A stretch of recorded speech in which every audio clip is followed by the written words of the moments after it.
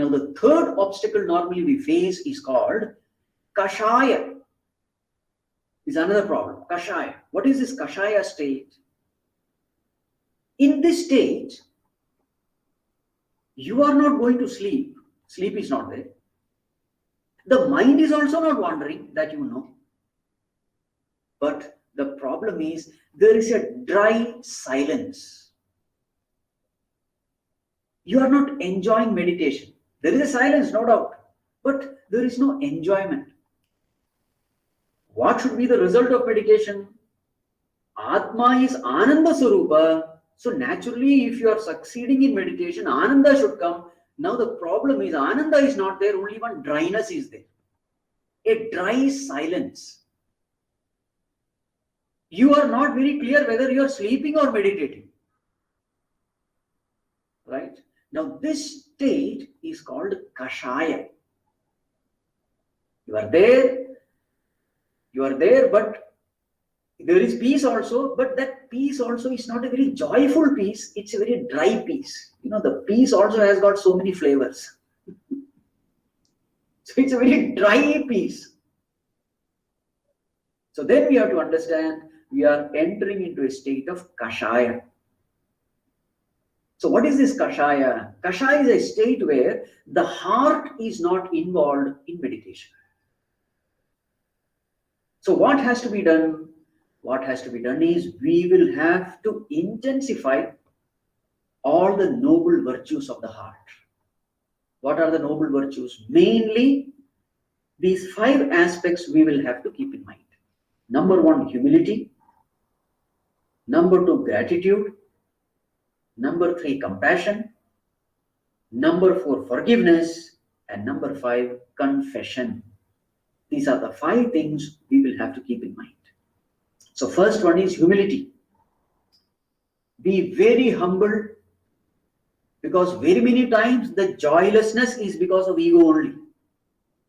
Ego can take different forms and appear in front of you in disguise. So you don't know what this is. It is none other than the same monster, ego, coming in different disguise.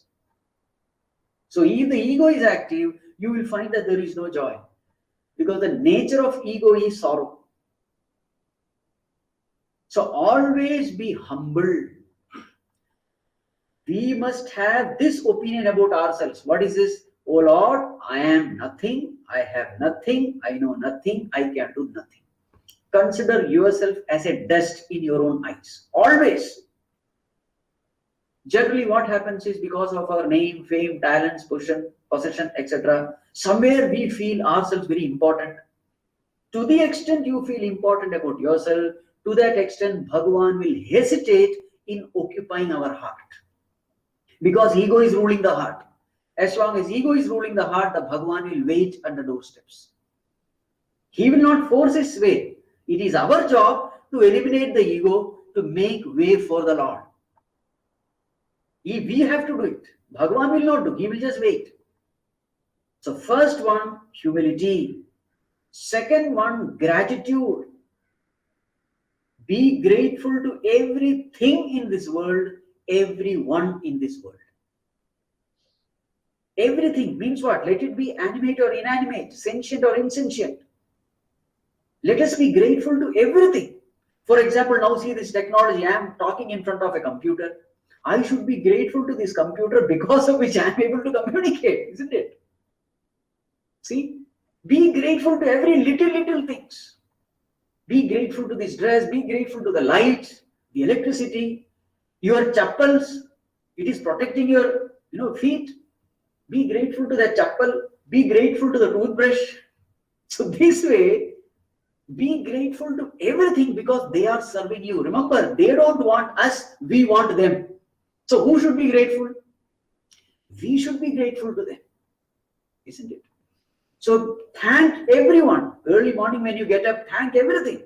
Thank the floor, thank the bed, thank the pillow for having given a good sleep. Feel that they are there alive. Because in this world there is only consciousness. That means what? They are all alive. That way we feel, and we sincerely bow down to them. From the depth of our heart, we thank them. So in this way, what happens is your heart becomes a charged heart, not a dry heart. Because these emotions help the heart to grow. This heart has to grow. And these are the emotions which we must again and again inject into our heart so that this heart grows. So gratitude, with that gratitude, if what you call a teardrop comes, you are blessed. Again, be grateful to everyone in your home. That servant maid who comes, don't say that I am paying her this much, that's why she is working. Never think that way. The house is clean only because of her.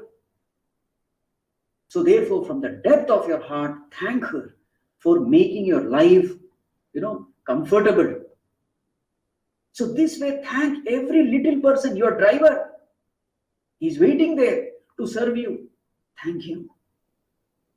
So everyone in life, whoever comes, thank that person. Never try to find fault with that person. If your mind is constantly entertaining some kind of negativity towards someone, make a list of all those virtues in that person. Make a list of all the things which you are receiving from that person. And this way, convert the negativities into positivity. And finally, the end result is you are thankful to that person. So this is humility. Second is gratitude. And the third one is compassion. When somebody suffers and you don't feel that suffering, if you are insensitive, understand it is a defect of the heart. Somebody is suffering and I am not feeling the pain, I am not feeling any kind of sensitivity, I am indifferent. If that indifference is seen when somebody is suffering, understand it is a very big blot, it's a very big defect as far as a spiritual seeker is concerned. We must be ashamed of ourselves in front of God, saying, Bhagavan, somebody was suffering, but my heart did not melt in compassion. I understand that this is a defect in me. It's a weakness in me. So this is another thing, compassion. When somebody suffers, I must have a heart to go and help. In whatever way I can, I must try to help that person. When you do this, you will find that your heart starts developing. And this is very, very essential in spiritual progress. You cannot say that I don't care, I'm indifferent, I'm udasina. People normally use this term udasina. Are be indifferent to your suffering. It's not that being indifferent to somebody's suffering. No. Be indifferent to your suffering, but be sensitive to others' suffering. This is what we have to learn. So compassion, then forgiveness. When somebody does a mistake, learn to forgive. If you are not able to forgive, understand it's a defect of the heart. We have long way to go. This is the meaning. If you are not able to forgive somebody. Because the whole journey of spirituality is evolution in knowledge. And what is the proof that you are truly a knowledgeable person? The proof is that you are able to forgive a person when that person does mistake. Because to forgive, you need tremendous amount of wisdom, tremendous amount of understanding. You are seeing the reality of things when you are able to forgive someone. And what is the reality? That person is spiritually unevolved. So it is but natural. This is how we all grow. So when that forgiveness comes, understand that heart is a wonderful heart. It's a divine heart. So these are the virtues we must be able to cultivate in ourselves. Humility, gratitude, compassion, forgiveness, and the last one, confession. Whenever we also commit mistake in life. It is not that we are perfect. Very many times we commit mistakes, but never justify our mistakes.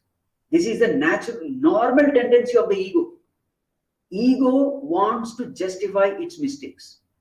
But what we have to do, no, if I have committed a mistake, I must, from the depth of my heart, I must confess.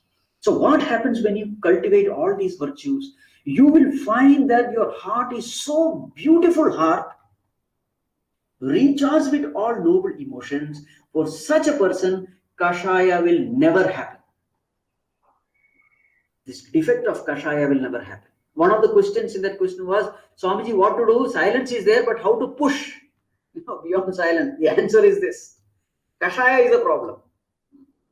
So developing the heart by serving everyone. Now this is the main purpose of Karma Yoga. Serve everyone, whoever comes to your life, and try to develop this heart. Then this problem you can overcome. Right.